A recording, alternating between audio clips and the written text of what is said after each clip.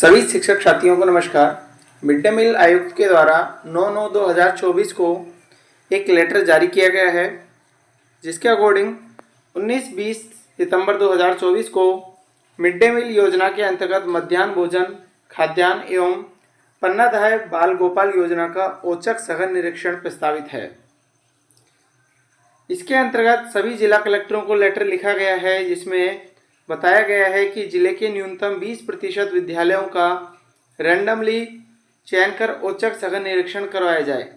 अब यहाँ पर टीम तैयार की जाएगी और टीम के द्वारा प्रत्येक विद्यालय का निरीक्षण किया जाएगा, क्योंकि मिनिमम जो है वो है 20% है।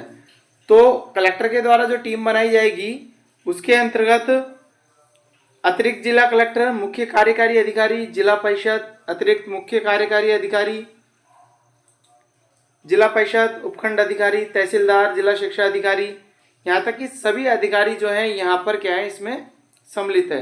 तो आप ये मानिए कि लगभग सभी विद्यालयों का इसमें निरीक्षण किया जाएगा, चाहे किसी भी विद्यालय के पीओ को लगाया जाए। तो कहने का मतलब ये है कि प्रत्येक विद्यालय का यहाँ पर 19 और 20 तारीख को जो है औचक सघन निरीक्षण होगा, जिसकी जो गठन है निरीक्षण दल, उसका 18 सितंबर यह तैयार करवा दिया जाएगा, इसकी डेट है। अब बात यह आती है कि विद्यालयों में निरीक्षण जब किया जाएगा तो किस चीज़ का निरीक्षण किया जाएगा, हमें किस चीज़ के लिए तैयार रहना है। यहाँ पर आप देख सकते हैं कि एमडीएम कार्यक्रम का जब निरीक्षण होता है उसका एक प्रपत्र दिया हुआ है। जब भी निरीक्षण होगा तो यह जो फॉर्मेट है यह भरा जाएगा। तो आप इसके अंतर्गत जो जो चीज़ें आ रही हैं उनकी आप पूर्ति करके रखें। सबसे पहली बात तो यह है कि सुबह जब दूध बनेगा तो आपको दूध का जो रजिस्टर है वह मेंटेन कर लेना है। साथ ही साथ जो आपका विद्यालय में जो स्टॉक है वो रजिस्टर के अकॉर्डिंग मिला लेना है कि उतना ही बैलेंस है या नहीं है, पहली बात। दूसरा, जब मध्याह्न का जो भोजन बनेगा तो उसके तुरंत बाद आपको आपका जो एमडीएम का रजिस्टर है, चेकलिस्ट है, जो भी एमडीएम से संबंधित आपके रजिस्टर हैं उनकी आपको यहाँ पर पूर्ति कर लेनी है। और खाना खिलाने के बाद बच्चों को आपको डेली जो एसएमएस है वह भी आपको भेज देना है। साथ ही साथ आपको राज सिम्स पोर्टल पर भी एंट्री कर देनी है। अब आप आपकी सुविधा के लिए फॉर्मेट निकाल लें, ये कागज में लिख के रखें, जिससे भी कोई अधिकारी आए तो आप डाटा सीधा बता सके। तो पहली बात, निरीक्षण के दिन का विवरण, कुल नामांकन कितना है 1 से 5, 6 से 8 का, कुल उपस्थित छात्र कितने हैं और लाभान्वित छात्र कितने हैं, ये डिटेल रखें तैयार। भोजन की गुणवत्ता और पर्यवेक्षण की जो व्यवस्था है यह अधिकारी खुद आकर चेक करेगा, आपका इससे कोई लेना देना नहीं है। साथ ही साथ भौतिक सुविधाएं भी उनके द्वारा ही चेक की जाएगी। इसी प्रकार भोजन की व्यवस्था भी उनके द्वारा ही चेक की जाएगी। आपको यह ध्यान रखना है, एक पॉइंट है, क्या भोजन परोसने से पूर्व अध्यापक या अभिभावकों द्वारा चखा गया। तो एमडीएम की एक गाइडलाइन आई थी जिसमें महिला अभिभावक जो है अतिथि के रूप में बनाए गए थे, डेली के 5।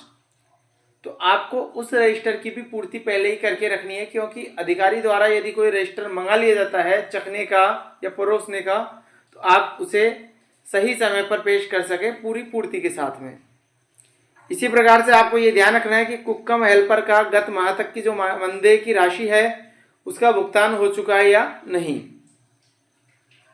इसके बाद में लेखा संधारण, उनके द्वारा आपका रजिस्टर चेक किया जाएगा। यदि खाने के समय वह आ जाते हैं तो उनके द्वारा यह चीज चेक की जाएगी कि मध्याह्न भोजन के समय विद्यालय में विद्यार्थियों को जाति, धर्म एवं लिंग भेद के आधार पर अलग अलग बैठाया जाता है या नहीं। तो आपको एक ध्यान रखना है, आपको जब खाना खिलाना है तो दरी पट्टी पर बैठा कर भोजन को खिलाया जाए, क्योंकि यदि अधिकारी आता है और आप बच्चों को यदि नीचे बैठाते हैं तो आपका गलत इंप्रेशन पड़ता है। साथ ही साथ एमडीएम की जो गाइडलाइन है उसकी भी अवहेलना हो जाती है।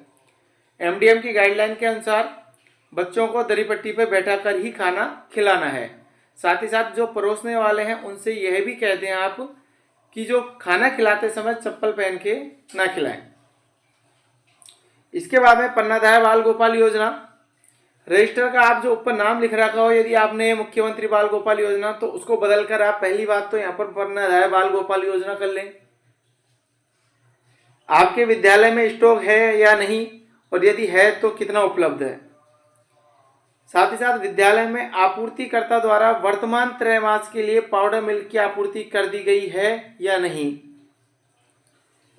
पन्नाधाय बाल गोपाल योजना के अंतर्गत निरीक्षण दिवस को विद्यालय में कितने छात्र छात्राओं को दूध उपलब्ध कराया गया, आपके रजिस्टर से पता चलेगा। योजना के अंतर्गत चीनी, हेल्पर, ईंधन मद में राशि प्राप्त की स्थिति कितनी प्राप्त है या नहीं है, जो भी है। पॉइंट जो है यह अधिकारियों के लिए है, इसमें हम कुछ नहीं कर सकते। ग्रेडिंग भी अधिकारियों द्वारा दी जाएगी आपको। जिस विद्यालय में भोजन जो है केंद्रीयगत रसोईघर द्वारा होता है उपलब्ध, तो उनका फॉर्मेट अलग आ जाता है।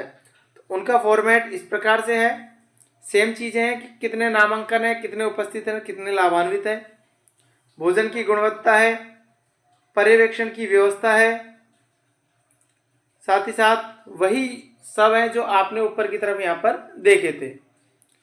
तो आपको यहाँ पर जो रजिस्टर की पूर्ति है वह आपको यहाँ पर पहले करके रखना है। ध्यान रखने वाली बात यह है। साथ ही साथ डेली एसएमएस भी कर देना है और आसिम्स पोर्टल पर भी आपको एंट्री कर देनी है। तो आज के वीडियो में इतना ही, धन्यवाद।